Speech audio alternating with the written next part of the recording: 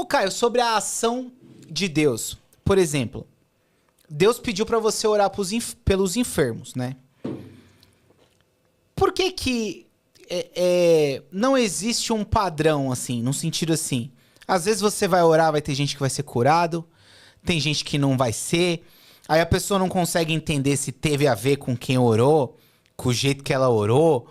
Por que é uma coisa tão difícil de entender a ação de Deus? Por causa da religião e dos seus sacerdotes e pastores, que ficam dizendo, se você tiver fé, você será curado. Se você não tiver fé, você não será curado porque você não teve fé.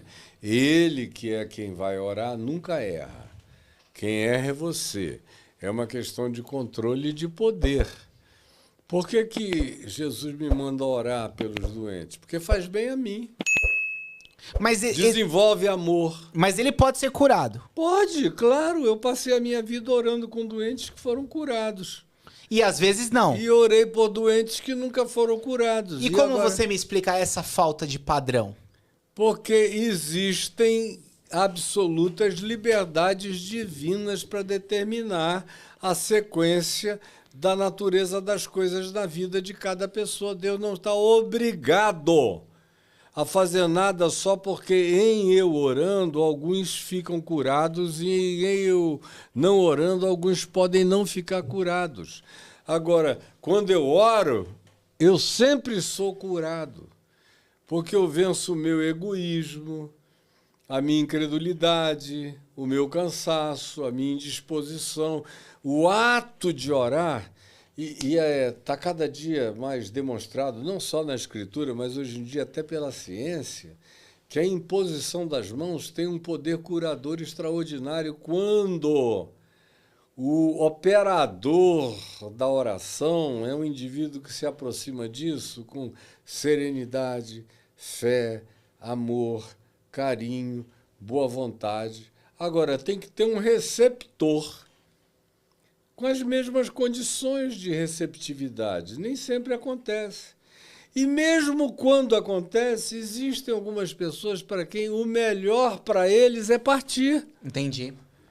Porque o pessoal continua a achar que a morte é a última instância, e a morte já foi relativizada há muito tempo, a morte não mata mais ninguém, a morte é só um portal dimensional.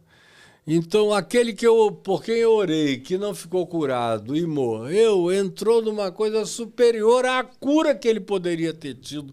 Se eu tivesse orado com ele, ele tivesse ficado curado, mas crente não crê na vida eterna, na glória de Deus, na outra perspectiva, na outra dimensão. Tudo tem que acontecer aqui, agora especialmente nessa época de teologia do domínio, teologia da prosperidade, onde vida eterna virou uma banalidade, ninguém quer vida eterna.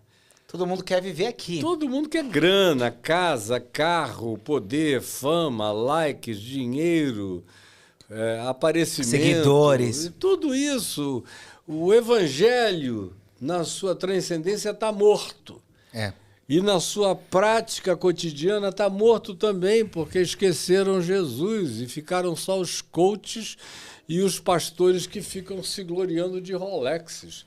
Recebi um Rolex da graça de Deus. Olha o carro que Jesus me deu. Aí o cara chega lá com um Porsche. Jesus me deu. Rapaz, dá vontade. No tempo que eu treinava e lutava de jiu-jitsu e era casca grossa, graças a Deus eu não encontrei esses caras naquele tempo. Nem eles existiam. Porque naquele tempo, sem Jesus no meu coração, eu daria uma surra em cada um deles. Aleijaria, quebraria todinho. Porque são uns seres abjetos, nojentos, covardes e manipuladores. São verdadeiros diabos pastorais. Sim. E quem é que faz os milagres na igreja, nessas igrejas desses caras? Deus faz os milagres... Demônio opera muito na igreja desses caras. É? Em primeiro lugar. Segundo lugar, a mente. A mente tem um poder de sugestão extraordinário. Você vê que a maioria das curas nas igrejas dessas pessoas são curas brandas. Você não vê um cara chegar lá e o braço que não existia Operação de Maravilha, sim. surgir, um milagre Não. extraordinário, não tem. Você já viu algum milagre assim, Caio? Já. Já? Eu já vi. Agora, você não vê. Você vê o cara ali, alguém dizendo, olha como a perninha dela cresceu meio centímetro. Cara, com sugestão, qualquer coisa cresce meio centímetro. Os demônios desses grupos aí, é tudo demônio que eu tiro no tapa na bunda. Levanta! Você não está endemoninhado, coisa alguma, tua calcinha está aparecendo, eu estou vendo aqui a tua vagina. Levanta! Ai, meu Deus! Rapaz, o que eu já fiz disso? E não sobra uma endemoninhada no chão. E endemoninhado desse tipo aí, eu boto para levantar puxando a orelha. E eles vêm, ai, pastor, na mesma hora o demônio vai embora. Demônio verdadeiro não é essas brincadeiras dessas igrejinhas neopentecostais, nem das churches de teto preto, onde não acontece nada. Só acontece a demonstração, são aqueles emergentes querendo aparecer. É um negócio de uma pateticidade carnal, nojenta, que não dá nem para descrever, mas o povo não enxerga. Por que não tem demônio no Velho Testamento? Porque não há esse tipo de ênfase. E a segunda coisa é saber perguntar de onde e quem são esses demônios. Você já viu algum pastor evangélico explicando quem são esses demônios? Não. Pois é. E no Velho Testamento, o que é que se manifestava? Eles estavam lá. Eles se manifestavam. Mas eram tratados em outra perspectiva. Eram chamados de loucos, lunáticos, eram afastados da comunidade, eram colocados fora do arraial. Leprosos. Se fossem renitentes, eram apedrejados. Entendi.